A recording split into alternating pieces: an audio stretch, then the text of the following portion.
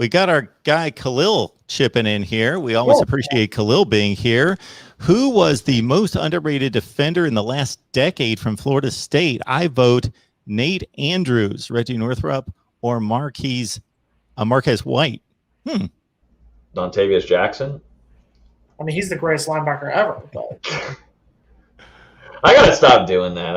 You know what's gonna be great is somebody's gonna sit there and write in the comments, "Man, how could you say Dontavius Jackson?" I know. I will lose that person forever, and they're gonna tell all their friends. Dontavius Jackson and Marvin Wilson have gained the most grief on this show of any Florida State players.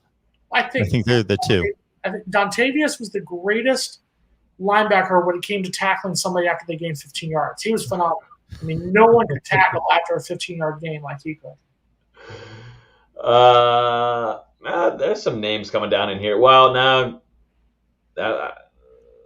Vince. I think was, very talented. We already know he's talented, but underrated maybe. Was Northrup really underrated? Northrup came out at a time where you had guys like Telvin Smith, you had Timmy Jernigan, you had a lot of great LaMarcus Joyner, great names on the defense. Yeah, I know it was tough to kind of fulfill that. There's a few names. Well, Greg Reed, I think every fan will tell you that he was not underrated in anybody's house here in Tallahassee. Greatest Valdosta State player ever, Greg Reed. Jimbo really regrets. Demarcus Walker was smoking a little doobie before the game. Demarcus Walker. Demarcus Walker. These guys came. He did his thing. Yeah. That's why Walker did his thing. He wasn't. I wouldn't say underrated. There's somebody I was thinking the other day, but I completely shot. Demarcus Walker's last 2 seasons were monstrous. Yeah. 14 tackles for loss, 9 sacks, and then his senior season, 19.5 tackles for loss, 16 sacks. I mean, if he didn't get hurt, I think you would have an argument that Nasruddin would have been in that discussion. But I think the injury set him back. But he was arguably somebody who didn't come in as a 5-star recruit and was still a very dominant force on defense. I think Reggie Northrup's a good one. I mean, like you were saying, Jason, he came, going back to that defense, there were stars everywhere. I mean, Kirk Herbstreit I thought he was like in love with LaMarcus Joyner and Telvin Smith. I mean, he couldn't stop talking about him every week on College game day, and he spent so much time with them whenever he'd come into town for games. Mm-hmm. But when I think about someone that, I don't know, that what was the question here? Someone that was underrated. I think of them coming in as, someone we didn't expect them to show out, and they did something. That's what I'm thinking. Somebody was like a 3-star or something like that. Yeah, and then it wasn't talked about enough because it's kind of hard to. Jim Johnson's got a decent one, and again, it depends on your perspective. Jason's going the route of lowly rated recruit who comes in, surprises, makes an impact. Bjorn Werner was someone that's. I think he's definitely in the running for that one. Yep. Yeah. I mean, he's good, so I can't totally be on his side. But for me, once he established himself, people knew who he was, and he got the credit he deserved. Well, but for example, maybe Terrence Brooks. I mean, you kind of forget about him because you had Jalen. Jalen.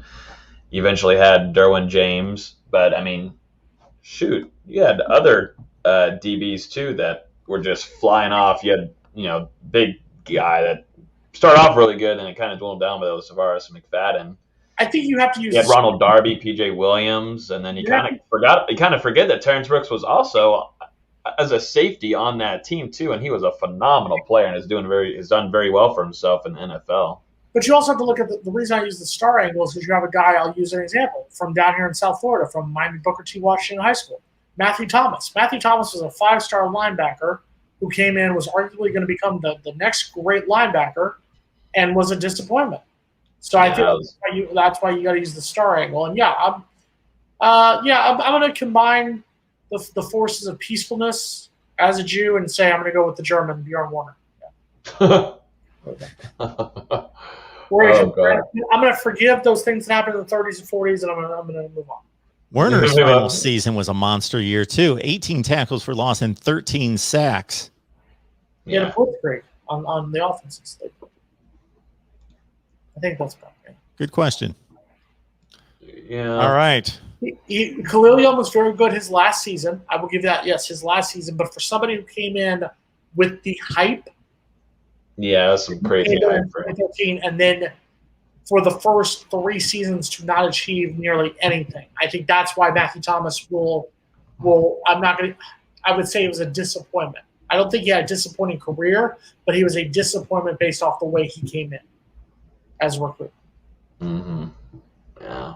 And best of luck to him. I think he's still playing. He's playing ball somewhere. I just saw he's playing in CFL this upcoming season. A lot of Knowles are, so best of luck to them. They're finally getting the CFL back, and that helps a lot of their families. So best of luck to him in training. And another thing, Jack, I was just seeing Jacquez Patrick agent reached out to me and said, hey, he's still with the Bengals. He's going to be playing this upcoming season. So best of luck to him too in training. A lot of guys that Xavier Rhodes was somebody who was kind of a middle of the road recruit, but was a little bit. I don't know if he was 3-star or 4-star when he came out of Northern. Yeah. Yeah. I'm just trying to remember back then. Was he underrated, or were we thinking at the time, damn, that's a really good player?